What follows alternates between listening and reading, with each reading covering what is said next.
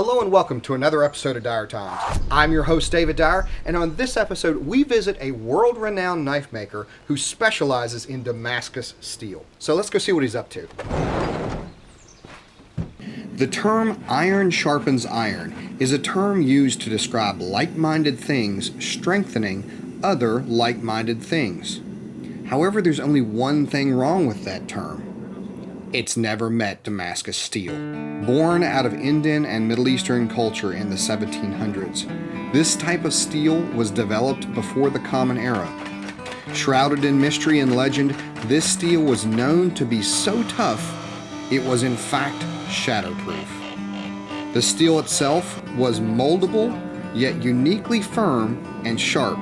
Recently, many have tried to replicate, reproduce, and render this type of steel again for their purposes.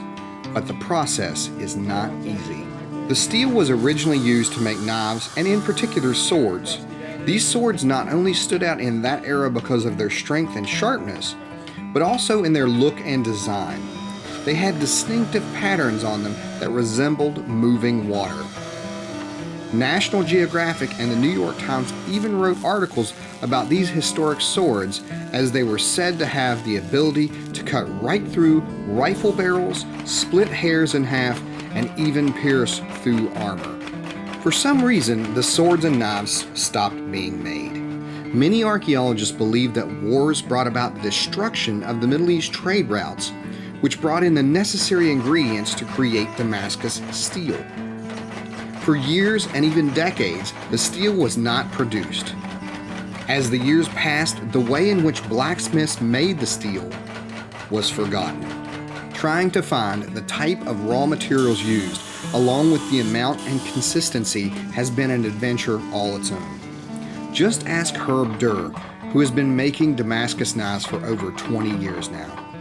If there is anyone who knows the intricacy and nature of forging these one-of-a-kind knives, it's him. The process is precise, as attention to detail is key. It must be routine, keeping with the steps, order, and manner in a time-consuming effort to replicate the knives created centuries ago. Herb is meticulous in forging the metal. He understands that one misstep and the end result will not be the fabled knives, but an inferior product. But Herb has been doing it for so many years now that the way of making these amazing knives is second nature. Unlike in the past, where the secret of making these steel items faded over the generations, Herb keeps their tradition and craftsmanship alive with every knife he makes. So we've caught up with Herb Derr. Herb, so tell us a little bit about yourself. I am a custom knife maker. I've been doing this for 21 years now. And I started as a hobby in the mid-'80s and learned how to make Damascus, and that's when I decided I'd like to make a living at doing that. Wow, so what exactly is Damascus steel? I mean, everybody always talks about it, but... Damascus is layered metals and carved with iron in it, and it's made for the purpose of being a tougher steel because you have a laminate. For instance, if you have a half-inch piece of pine wood will break easily, where a half-inch piece of plywood is going to bend before it actually breaks. Because there's more Layers. Going on. Yeah, that makes sense. We actually have a piece of bar stock here. Well, I wouldn't call it necessarily bar, but one of your blanks. Billets, yes. And this gives a really good example of what Damascus, how it starts. So tell us a little bit about this piece. What I'm starting with there is I use 3 different metals. My main thing is I do what's called nickel Damascus, so I put nickel in for coloring in my Damascus. So it has no edge holding abilities, but it does bring the artistic value. Makes it beautiful because the nickel doesn't take the bluing, so it kind of has that silver wave throughout it. So from this point, how do we get this to Damascus? At that layer there, I'll weld a handle onto it, and then I'll forge that, stretch it out, and fold it over as many times as I need to get the number of layers that I want. Okay, so when you say folding, you're taking this and you're hammering it down into a sheet, and then literally just folding it on itself. the first step is to forge it into one piece, and then when that piece is solid, then you stretch it out and then fold it. And I triple fold everything, so I'll draw it out and to 12 inches and cut it at 4 and bend it and do three layers.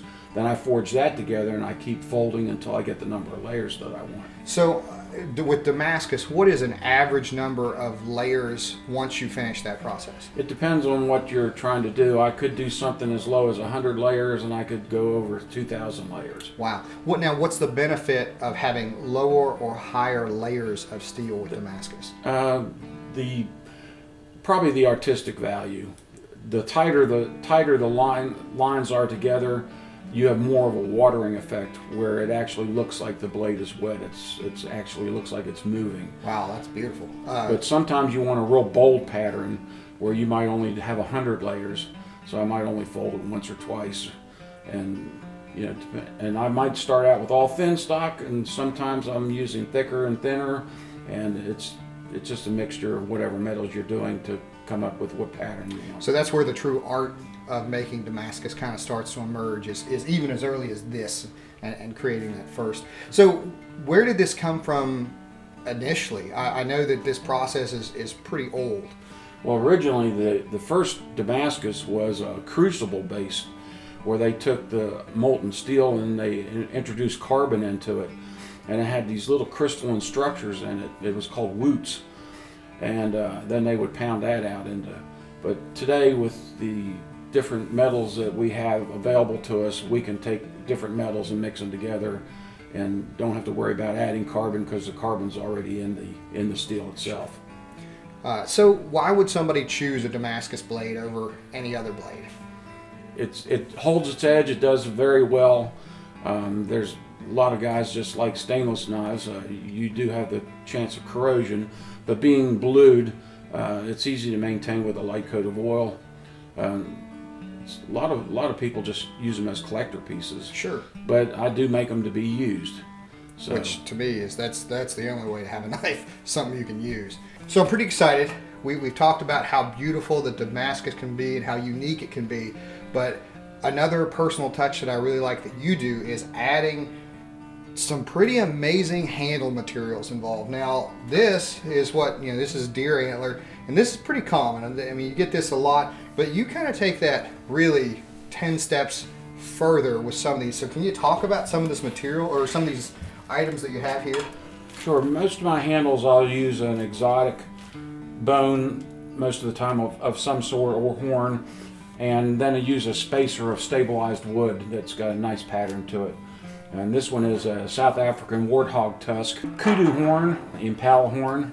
This one I've had for a long time. This is a cave bear jaw. Walrus jaw, this is a female jaw, this is a small one.